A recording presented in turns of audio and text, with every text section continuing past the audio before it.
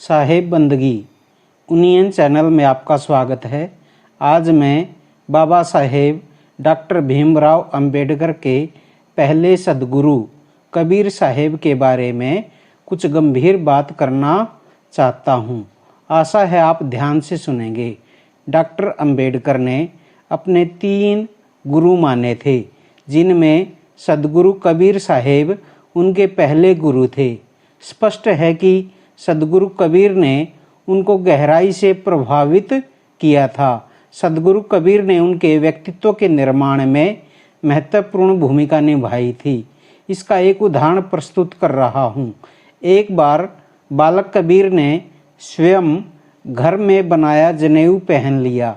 जैसे ही ब्राह्मणों ने आपत्ति की तो बालक कबीर भड़क गए और गुस्से में कहा, जनेऊ का सूत मैं स्वयं कातता हूँ, तो मैं उसे स्वयं क्यों नहीं पहन सकता।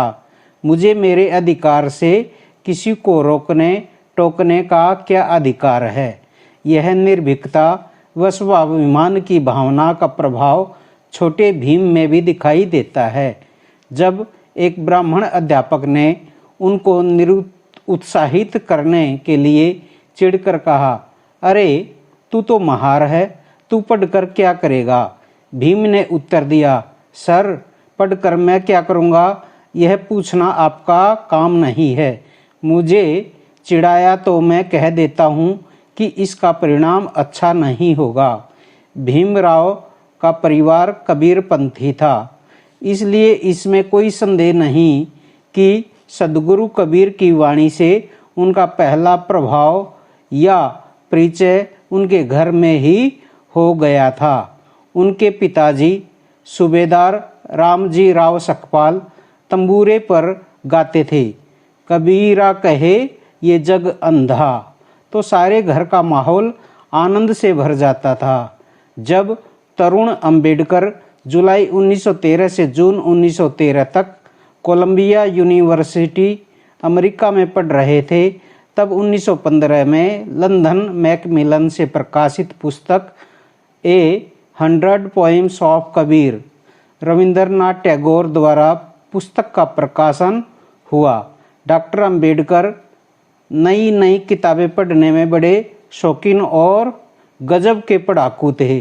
अतः सद्गुरु कबीर की कविताओं के इस संग्रह ने उन पर व्यापक प्रभाव डाला था। सद्गुरु कबीर के व्यक्तित्व ने उनके नेतृत्व को नई धार दी। वे स्वयं तो जीवन पर्यंत अंधविश्वास एवं चमत्कार के घोर विरोधी रहे। किसी को वे शांति और समता के प्रतिष्ठाता के रूप में दिखाई देने लगे, तो कुछ वर्णाभिमानियों को सामाजिक व्यवस्था को उच्छिन्न करने वाले के रूप में, किसी को वे गरीब दलितों एवं शोषितों के उद्धारक के रूप में दिखाई देने लगे, तो किसी को उनके कारण अपनी गद्दी हिलती दिखाई देने लगी। कई तो उनकी क्रांतिकारी वाणी के कारण मनुवाद की बखिया उड़ती देख उनसे खतरा महसूस करने लगे, और आज भी हो रहा है। इसलिए उनके प्रहारक रूप को भक्ति में बदल दिया है। बाबा साहेब ऐसे अद्भुत विलक्षण व्यक्तित्व से प्रभावित होकर मनुवाद की बखिया उखाड़ने के लिए दृढ़ संकल्प होकर असमानता, ऊंच नीच, भेदभाव को मिटाने के लिए मैदान में कूद पड़े थे। जैसे सद्गुरु कबीर के समय में सत्ता के 2 केंद्र थे, एक मुल्ला और दूसरा पंडित। संयोग से सत्ता के यही 2 केंद्र डॉक्टर अंबेडकर के समय में भी थे। एक मुस्लिम प्रस्ती, दूसरा वर्णवादी कांग्रेस। दोनों महापुरुष किसी लीक पर नहीं चले, उन्होंने अपनी लीक स्वयं बनाई। सद्गुरु कबीर ने न हिंदू न मुसलमान के सिद्धांत को अपनाया और मुल्ला पंडित संस्कृति को नकारते हुए जनता का क्रांतिकारी नेतृत्व किया। उन्होंने कहा, अल्लाह राम का गम नहीं, तह घर किया कबीर। फिर वाणी में कहते हैं, हमरा झगड़ा रहा न कोऊ, पंडित मूला छोड़े दो। पंडित मूला दोनों को छोड़कर कोई क्रांति की जा सकती है? क्रांतिकारी कबीर के इस स्वयं चिंतन ने डॉक्टर अंबेडकर को वह दृष्टि दी जिसकी उन्हें तलाश थी। आलोचना की कि यह तीसरी धारा ही बहुजन वैचारिकी का मूल आधार बनी, जिसके प्रवर्तक यकीनन सदगुरु कबीर साहेब थे, जिसे संत मत कहा जाता था। सदगुरु कबीर ने ब्राह्मण के नेतृत्व को स्वीकार नहीं किया था, जो उनके समय में पूरे जगत का गुरु बना हुआ था। उन्होंने कहा, ब्राह्मण गुरु जगत का, साधु का गुरु नाही। ब्राह्मण गुरु जगत का, साधु का गुरु नाही। उर्जी पुरजी कर मरी रहा, चारु वेदा माही। यह उस दौर की सबसे बड़ी क्रांति थी। सदगुरु कबीर के इसी विचार ने डॉक्टर अंबेडकर को गहराई से छुआ था। 20वीं सदी में डॉक्टर अंबेडकर ने भी तिलक, गांधी के नेतृत्व को स्वीकार नहीं किया और उन्होंने बहुजन की लीग खड़ी की, जो ब्राह्मण से नहीं ब्राह्मणवाद पर चोट करता है। सदगुरु कबीर की आवाज़, जो हर प्रकार के शोषण के विरुद्ध थी, चाहे वह आध्यात्मिक हो या धार्मिक। सदगुरु कबीर का निर्गुणवाद व निराकार बाहर से भले ही ईश्वरवादी लगता है, पर भीतर से अपनी अर्थवत्ता में वह निरी ईश्वरवादी ही है। वह अकेला ऐसा ईश्वरवाद है जो स्वर्ग नरक, आवागमन, परलोक, मुक्ति, पुनर्जन्मवाद, अवतारवाद, बहुदेववाद, पूजा, तीर्थ, जप तप, व्रत, उपवास और शास्त्रवाद का खंडन करता है।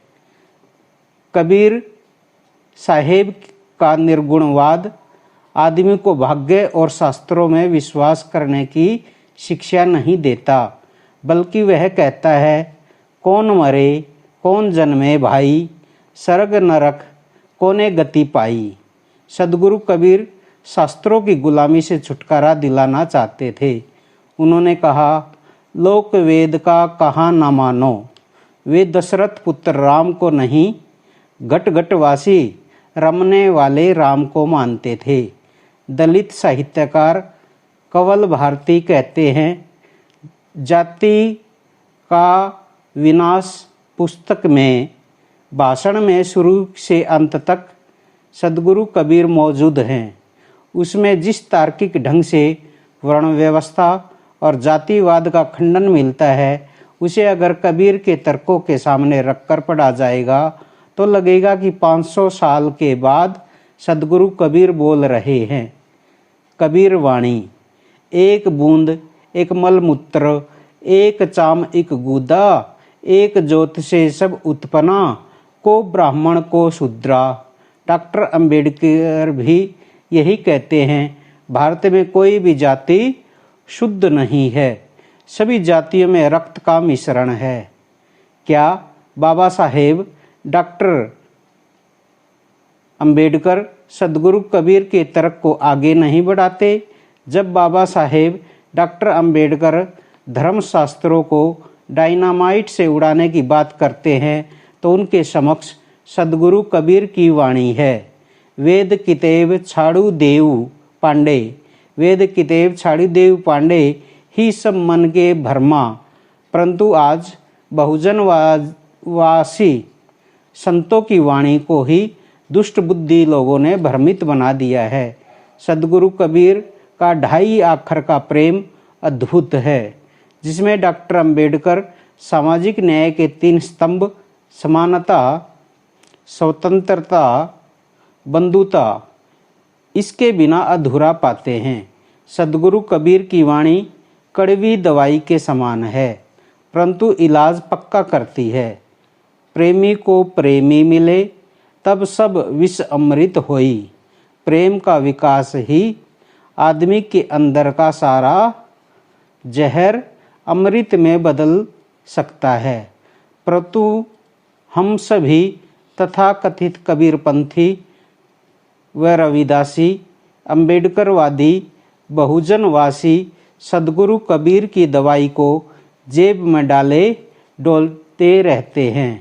उसे खाकर पचाकर व्यवहार में लाना होगा, तभी हम बोल सकते हैं भवतु सब मंगलम, अर्थात सभी का मंगल हो। अगर आपको मेरी यह वीडियो पसंद आई है तो लाइक करें, शेयर करें, कमेंट दें और सब्सक्राइब कर बेल का बटन दबाएं। आप सभी को 5 जून 2020 की सदगुरु कबीर जयंती की अग्रिम बहुत बहुत बधाई। साहेब बंदगी।